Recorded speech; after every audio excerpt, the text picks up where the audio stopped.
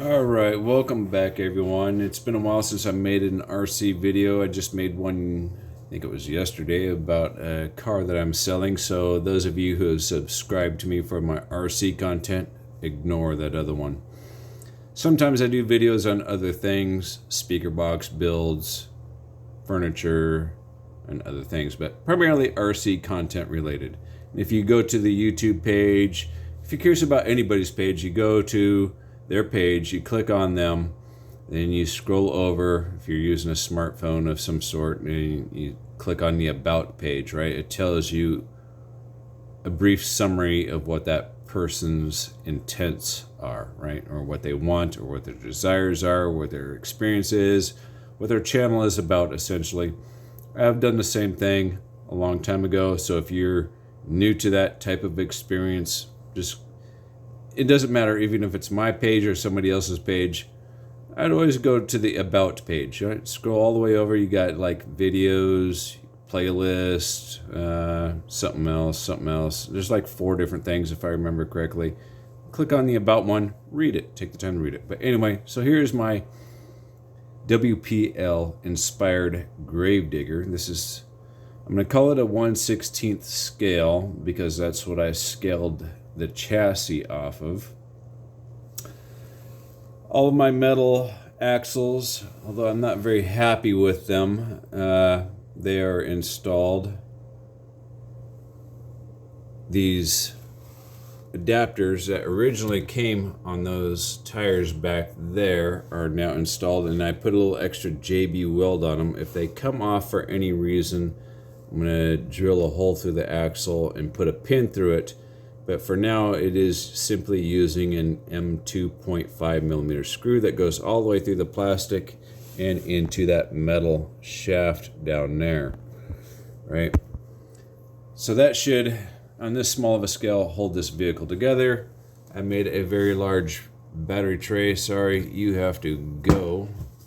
Or this is a 2000 milliamp hour battery, right? It can obviously fit a little bit bigger battery in there, and I could also relocate the receiver, but I think this is probably going to be the perfect battery for everything that's in this chassis. I put on a heat sink for this motor.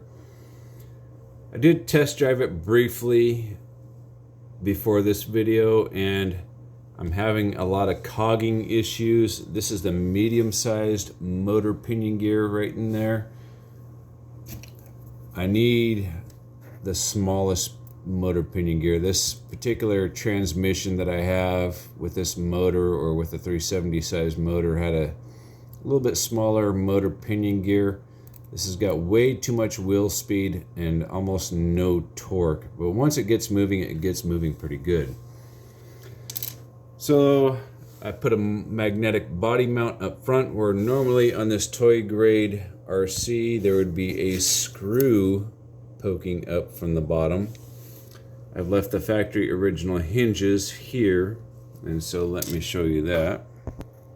So here's a look at the gravedigger with the slots cut out, and I've simply put in a metal screw. That may not look like a metal screw, but it is a metal screw, and that's just a neodymium magnet held down with super glue, and there is a screw buried into that green crap right there, just as an extra binding agent. So all you do right here is, let's see if I can do this one-handed, slide those up into there, drop the body over, you might need to get it up over the corner, yep, and slide it back, right? Pretty strong magnet. Hopefully, in the event of an accident, the body falls off without creating too much damage, and it should be made for an easy, or somewhat easy, I should say, battery disconnect, right? So there's that. And we got our suspension. I don't know if it's totally dialed in yet, but I did super glue in the pieces. I have one shock that's a little bit stiffer than the others. I made a custom steering servo mount there, as you can see. I guess you can kind of see it there, right? Solid metal axles. And I went with the metal links. I really, in all honesty, I hate these things, but I did it for the weight. That is the only reason I did these metal links, for the weight. I want to keep the weight down low as much as possible, right? So the metal helps that. Other than that, I would choose plastic, because once you adjust everything you want in plastic, it stays a lot better. So I just kind of eyeballed the axles, where they're this way or this way. Like if you're looking at the in proportion to this green square right here, I just twisted them until the axle looked parallel with the chassis, right? And the same with the front axle. And then I adjusted the pinion angle with these. Then once I thought it looked good visually, I went ahead and I put some drops of super glue in there, and you might be able to discern that a little bit right there. All right, you can see a little bit of super glue, a little bit of super glue.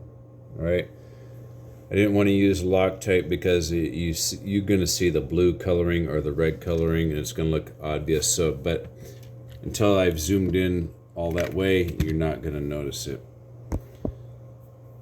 I ran into a problem with the rear differential during the test drive. It seems like there's a lot of slop in the motor, or not the motor, but the pinion gear right there, almost front and center to the ring gear, right? There's a lot of slop there. If you push it in too far, it's too tight. If you push it out towards the front of the vehicle, it's too loose. I did end up shimming it behind the bearing on the inside to try and get some decent rotational friction or lack of friction. I don't know. I tried to get the best of both worlds, right? I didn't want it to be too sloppy. I didn't want it to be too tight. So I put an M2.5 washer inside the differential behind the pinion gear that goes to the ring gear on the differential.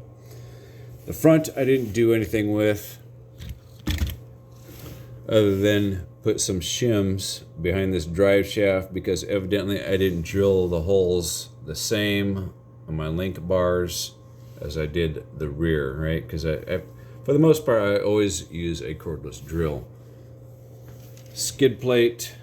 This is made out of a toolbox, if you want to call it a toolbox, from this handheld screwdriver, right? Because I don't need it, because I've organized all my bits here, right? So I didn't need this plastic, but it just happens to be a very good color match. No paint seems to stick to this aluminum. I don't know what the fucking deal is, but no paint wants to stick to it other than the water-based paint, and even that is not very good.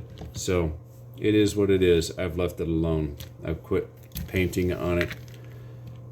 Kind of painted some areas black, as you see right there, and then I just kind of sanded off the Monster Jam logo right there. So let's fire it up, give you guys a little show right here. I'm not going to drive it, but just to show you the steering and the wheels spinning. So these are M2.5 screws.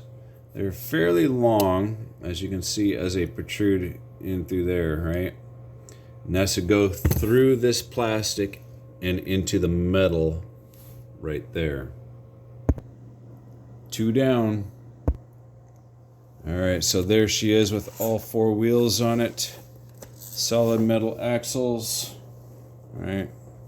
We've got a lot more suspension travel than we did originally, including a differential mounted servo, because I didn't want any bump steer.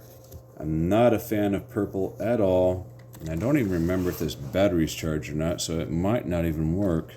But yeah, one of these shocks is slow to respond, right? So there's an ass-end view.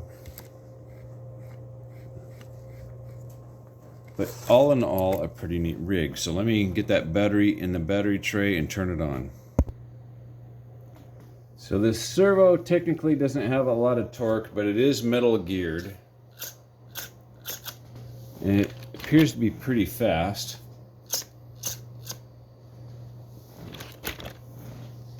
And we do have some cogging, but let's see if it'll go on a new battery. had to take out the other battery. Yeah, this is more like high-speed stuff. A lot of cogging. So this is definitely not geared for torque. Let me see if I can do this one-handed here.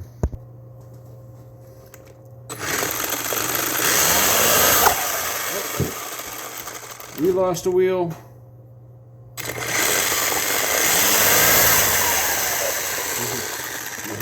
That's some awesome ballooning, though.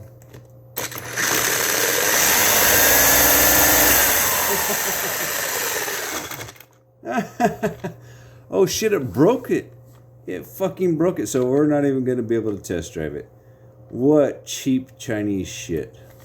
We're not even going to be able to test drive it. It is already broken. And I didn't even get a chance outside of, you know, just putting around here. But what a fucking joke.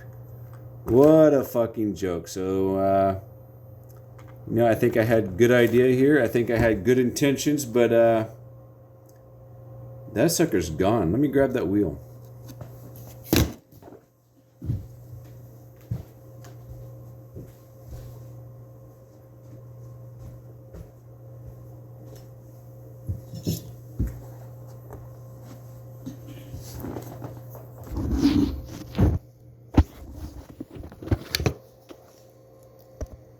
Well, I might be able to fix it. It looks like the set screw might not have been tight enough.